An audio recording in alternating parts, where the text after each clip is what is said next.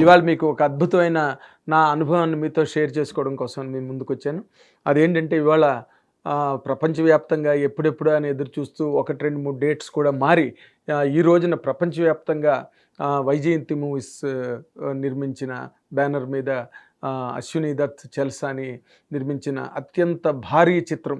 అంటే ప్రపంచంలోనే at present ఇంత కాస్ట్లీయెస్ట్ పిక్చర్ గానీ, ఇంత భారీ చిత్రం ప్రస్తుతానికైతే హాలీవుడ్‌లో కూడా తయారవ్వట్లేదు. అంత గొప్ప సినిమా 'కల్కి' ఇవాళ రిలీజ్ అయింది. And all over the world అందరూ కూడా అసలు మామూలు మూడ్‌లో లేరు. అందరూ హై మూడ్‌లో, హై హై టైడ్స్‌లో ఉన్నారని చెప్పాలి. ఎందుకంటే ఈ సినిమా బేసిక్‌గా చెప్పాలంటే ప్రభాస్ అభిమానులకి దర్శకుడు నాగ్ అశ్విన్ ఇచ్చిన అతిపెద్ద బంపర్ ఆఫర్ కింద చెప్పాలి. ఎందుకంటే అసలు ప్రభాస్‌కి ఆ మధ్య 1, 2, 3 కొంచెం డిసప్పాయింట్మెంట్లు వచ్చిన సంగతి అందరికీ తెలిసే. 'ఆదిపురుష్' గానీ, లేకపోతే 'రాధేశ్యామ్' గానీ ఇలాగా. బట్ వాళ్ళకి అంటే చాలా ప్రెస్టీజియస్‌గా, గర్వంగా మా హీరో సినిమా అని చెప్పుకోవడానికి కావలసినంత వాళ్ళకి ఆ గ్రిప్పు సినిమాల మీద దొరకలేదు ఆ మధ్య రోజుల్లో. ఈ సినిమా 100కి 1,00,00,000 పాళ్ళు వాళ్ళందరూ కూడా కాలర్ ఎగరేసుకునే లాంటి ఒక గొప్ప ఎక్స్‌పీరియన్స్‌ని, అది కూడా థియేట్రికల్ ఎక్స్‌పీరియన్స్‌ని చాలా గొప్పగా ఆర్టిక్యులేట్ చేసిన నాగ్ అశ్విన్‌ని మాత్రం 100% మనందరం మెచ్చుకుని తీరాలి. ఎందుకంటే ఇలాంటి ఒక ఫ్యూజన్, ఒక రకమైన ఆ ఎన్సెంబుల్‌మెంట్ ఈ కథని తయారు చేయడంలో నాగ్ అశ్విన్ ఎంత గొప్ప ఎక్స్‌పర్టైజ్‌ని డిస్‌ప్లే చేశాడో, అలాగే దాన్ని తెరకెక్కించడంలో కూడా అంతకన్నా కూడా అసలు అత్యంత గ్రాండెస్ట్ లెవెల్‌ని మనం you can see that to believe really. ఆ సినిమాలోని అశ్వత్థామ అనే ఒక క్యారెక్టర్‌ని మన మైథాలజీ నుంచి తీసుకొని, కృష్ణుడి శాపంతో అతనికి మరణమే లేకపోవడం వల్ల కొంతమందికి సప్త చిరంజీవుల్లో కొంతమంది వరం వల్ల వాళ్ళు చిరంజీవులుగా ఉండిపోయిన వాళ్ళున్నారు. ధృవతారలుగా ఉండిపోయిన వాళ్ళున్నారు. కొంతమంది కేవలం అశ్వత్థామ శాపవశాత్తు, కృష్ణుడు పెట్టిన శాపవశాత్తు చిరంజీవిగా, అంటే మరణమే లేకుండా యుగాలుగా ఈ భరత భూమి మీద నడయాడుతున్న కథ అశ్వత్థామది. ఆ శాపం ఎపిసోడ్ దగ్గర నుంచి తీసుకుంటే అశ్వత్థామ క్యారెక్టరైజేషను కట్ చేస్తే మళ్ళీ ఈ సైంటిఫిక్‌గా అంటే మనం 'స్టార్ వార్స్‌లో' కానీ, లేకపోతే ఇంగ్లీష్ ఫిల్మ్స్, హాలీవుడ్ ఫిల్మ్స్‌లో చాలా చూసాము.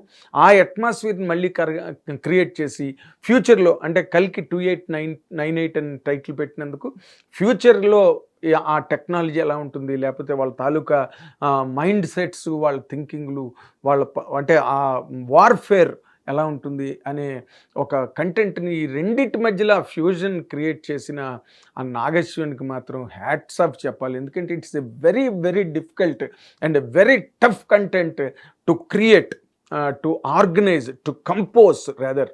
అంత గొప్పగా ఎందుకు నేను ఇంత ఎక్సైట్మెంట్‌తో చెప్తున్నానంటే, మనం నార్మల్‌గా తెలుగు డైరెక్టర్లు కానీ, లేకపోతే తెలుగు సినిమాలు కానీ ఆ రేంజ్‌లో ఉండవు. ఓకే, ఇంతకుముందు మన 'బాహుబలి' వచ్చింది, బ్రహ్మాండంగా ప్రపంచాన్ని ఊపేసింది.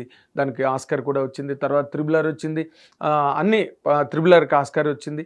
అన్నీ ఓకే. ఆ 2 సినిమాలు, తర్వాత 'కేజీఎఫ్' అవన్నీ బాగా బ్రహ్మాండంగా సెలబ్రేట్ చేసుకున్నాయి.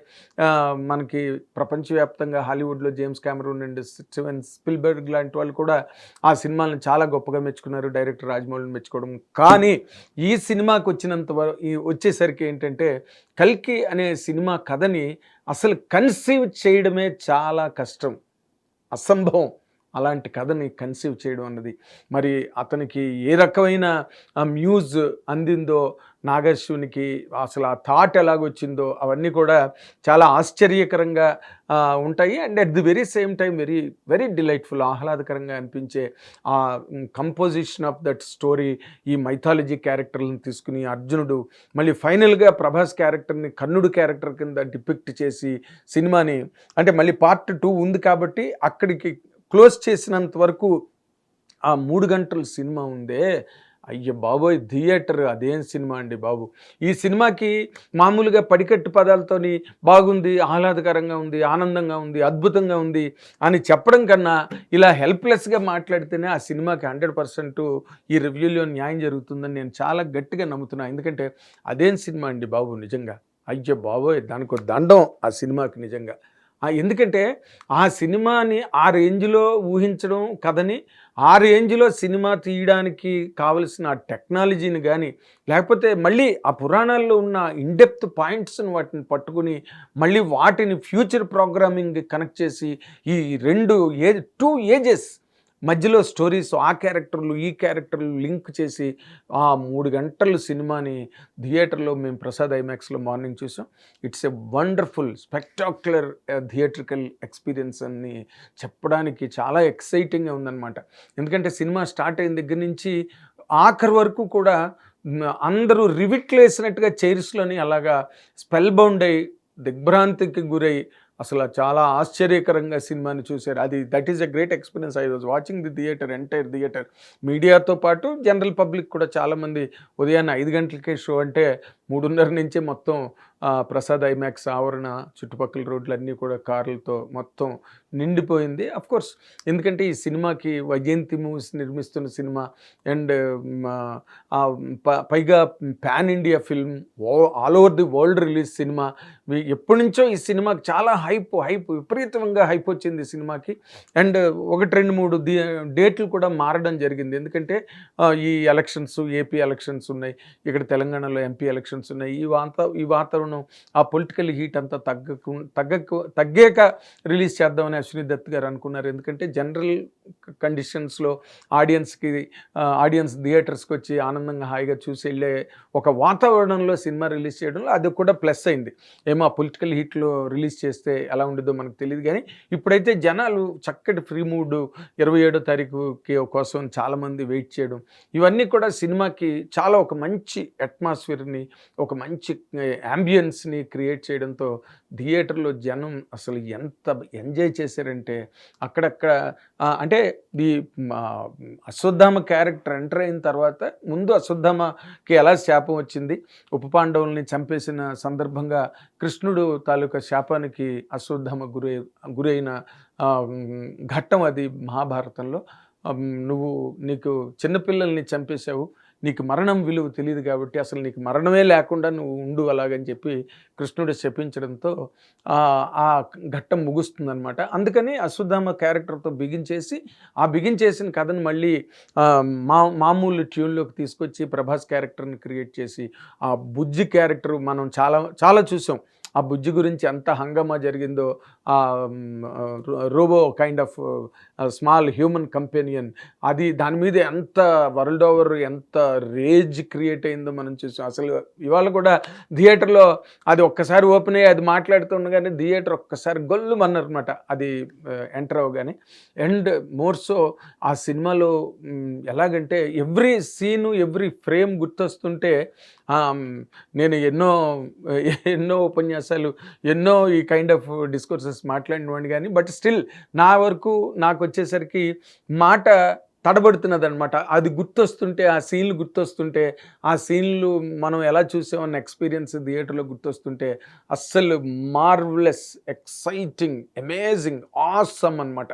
అసలు ఈ జనరేషన్ వాళ్ళు అంటే ఈ మధ్య రోజుల్లో మనకి ఎప్పుడైతే హాలీవుడ్ సినిమా ఇన్ఫ్లుయెన్స్ తెలుగు ప్రేక్షకుల మీద కూడా పడిందో, నార్మల్ కథలు కానీ లేకపోతే ఏదో రొటీన్ స్టోరీస్, ఏదో routine love story, routine family drama అంటే థియేటర్లకు అసలు ససేమిరే రావట్లేదు. దానికి చక్కగా ఓటీటీ అనేది ఒక చాలా అడ్వాంటేజ్ అయ్యి సినిమాలకు అది ఒక రకంగా శాపంగా పరిణమించింది అనుకోండి.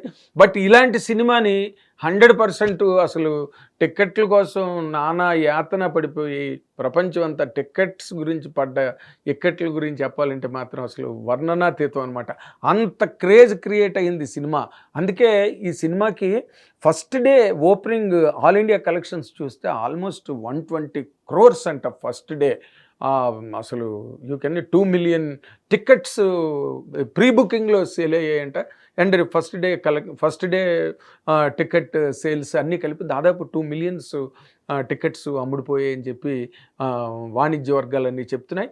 అండ్ రేపు ఈ స్ప్రీలా కంటిన్యూ అవుతూ వీకెండ్కి వచ్చేసరికి దీని తాలూకు టోటల్ మ్యాగ్నిట్యూడ్ ఆఫ్ కలెక్షన్స్ ఎక్కడ 500 crores దగ్గర ఉందన్నమాట.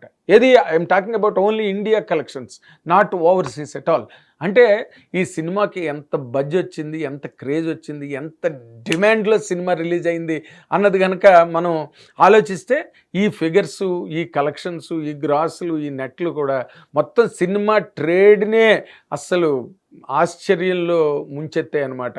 అంటే ఈ సినిమాకి మేజర్‌గా నాగశ్విన్ తాలూకా బ్రిలియన్స్ గురించి మనం చెప్పాలంటే, అంటే మనం ఎంతసేపు హాలీవుడ్ సినిమాల్ని మనం ప్రేమించడం, వాటిని గౌరవించడం, వాటి గురించి చప్పట్లు కొట్టుకోవడం మనం అలవాటు కాబట్టి, బట్ వాటిని రూట్ మార్చేసాడు రాజమౌళి గారు ఆ 2 సినిమాలతోని. ఈ సినిమా ఆ ట్రెండ్‌కి ఒక హైయెస్ట్ సెలబ్రేషన్ అనమాట. ఏది అసలు మా హాలీవుడ్ వాళ్ళు చూసినా ఆళ్ళకి కూడా కళ్ళు తిరిగిపోతాయి. ఎందుకంటే వాళ్ళు మన మైథాలజీ క్యారెక్టర్స్ కొన్నిటిని అడాప్ట్ చేసుకొని they are doing films in Hollywood ఫ్యాంటసీలు గట్టా చేస్తున్నారు. వాళ్ళు ఓపెన్‌గా జేమ్స్ కామెరూన్ గాని, స్టీవెన్ స్పిల్బర్గ్ గాని వాళ్ళు ఇది ఓపెన్‌గా చెప్పారు. మేము ఇండియన్ మైథాలజీ నుంచి క్యారెక్టర్లు తీసుకొని చేస్తున్నామని.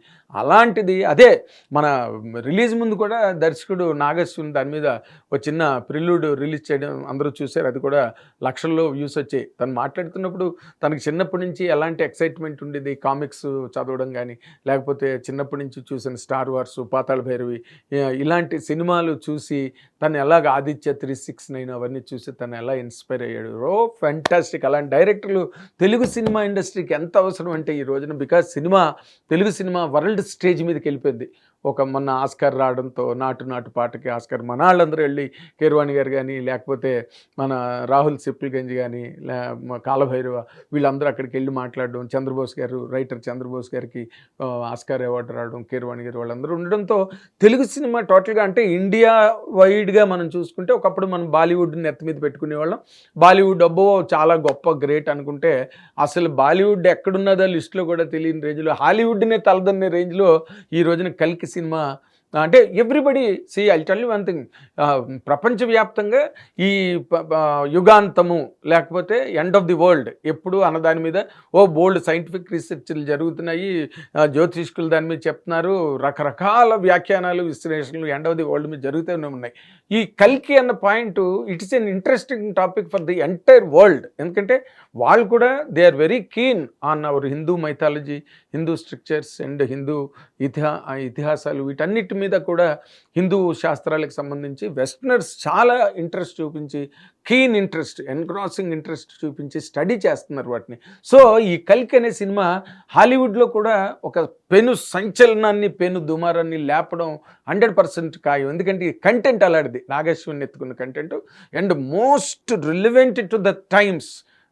ఆ క్యారెక్టర్స్ని వాటిని అంత సైంటిఫిక్ అప్రోచ్తో ఏమి టెక్నాలజీ వాడారు, అబ్బో mind blowing. And more so అలాంటి లెజెండ్ అమితాబ్ బచ్చన్ గారు లాంటి లెజెండ్ అశ్వత్థామ సినిమాలో క్యారెక్టర్ స్క్రీన్ మీదకి వస్తుంటే థియేటర్స్ దద్దరిల్లైనాయండి. అసలు ఎక్కడైనా ఇక్కడ నేను చూసి చెప్పడం కాదు, నా ఎక్సైట్మెంటో నా ఎక్స్పీరియన్సో చెప్పడం కాదు, మొత్తం ఈ ప్రపంచంలో ఈ రోజున నిన్నటి నుంచి వచ్చిన రిపోర్ట్లు, నేను రాత్రి యూఎస్లో షోలు అయిపోయి తెల్లవారికి వచ్చిన రిపోర్ట్లు కానీ, లేకపోతే మొత్తం వెబ్సైట్ రిపోర్ట్లు కానీ, ఎక్కడ ఈ సినిమా గురించి మాట్లాడుకున్నా ఎవరు గుక్క తిప్పుకోకుండా, ఊపిరి తీసుకోకుండా చాలా అసలు భయంకరమైన ఒక ఎక్సైట్మెంట్తో మాట్లాడుతున్నారు ఈ సినిమా గురించి. ఎందుకు అని మీరు కనుక ప్రశ్నిస్తే మీరు సినిమా చూడాలి. ఎందుకంటే దీనికి ఇలాంటి సినిమా థియేట్రికల్ ఎక్స్పీరియన్సు అసలు మన స్టార్ వార్స్ సినిమాలు వాటిలో చూసినట్టుగా ఒక తెలుగు కథ, ఒక తెలుగు దర్శకుడు, ఒక తెలుగు నిర్మాత. ఆఫ్ కోర్స్ నేను అశ్విని దత్ గారి గురించి చెప్పి తీరాలి.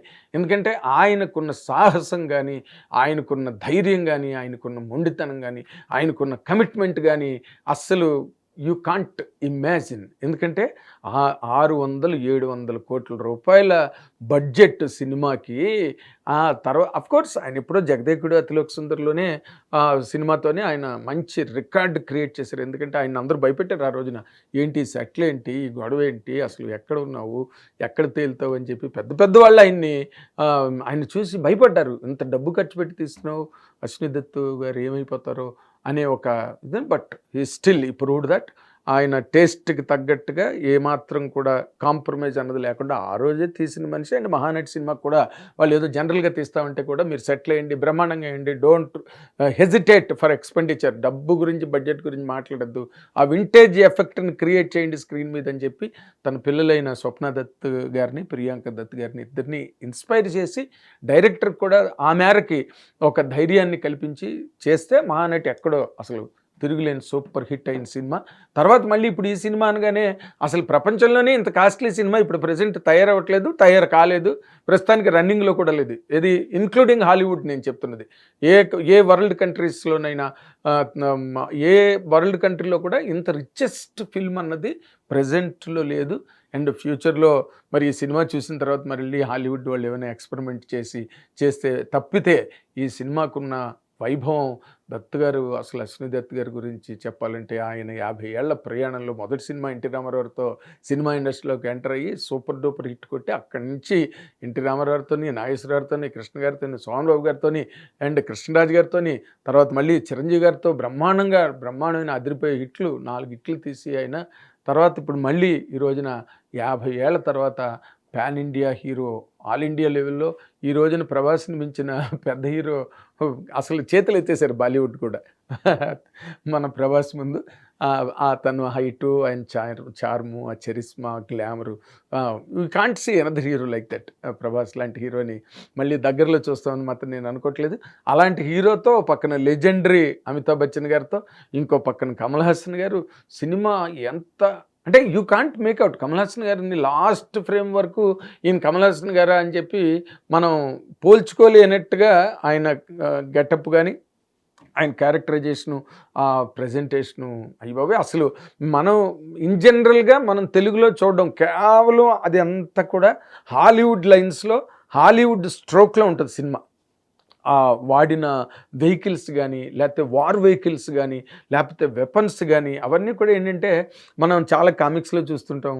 తర్వాత ఏమో హాలీవుడ్ ఫిల్మ్స్‌లో చూస్తుంటాం. వాటన్నిటిని కూడా అసలు మొత్తం ఏది వదలకుండా అంటే వరల్డ్ ఆడియన్స్ ఈ రోజున మన వాళ్ళు కూడా అందరూ హాలీవుడ్ సినిమాలకి ఏ సినిమాలు వచ్చినా కూడా మన తెలుగు సినిమాలు పక్కన ఆడుతుంటే ఆ ఇంగ్లీష్ సినిమాలకి ముందు టికెట్లు బుక్ మై షోలో టికెట్లు ఫుల్ అయిపోయి థియేటర్లు ఖాళీ లేకుండా ఓమని విరగబడి ఆడేస్తుంటాయి సినిమాలు. సో అంత ట్యూన్ అయిపోయి ఉన్నారు మన తెలుగు ఆడియన్స్ కూడా.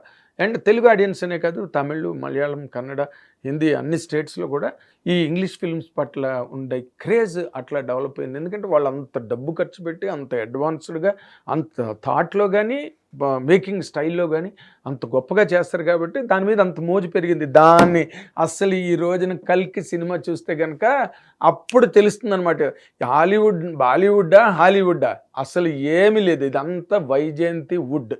ఈ రోజున I'm telling you very very frankly.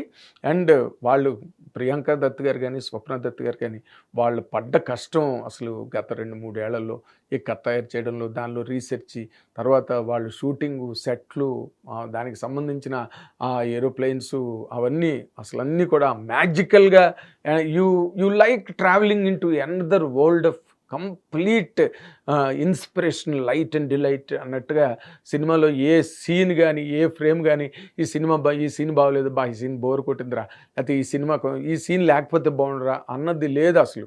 అందరూ కూడా everybody stayed glued to the screen. అసలు తల తిప్పకుండా సినిమా చూసారంటే నమ్మండి మీరు.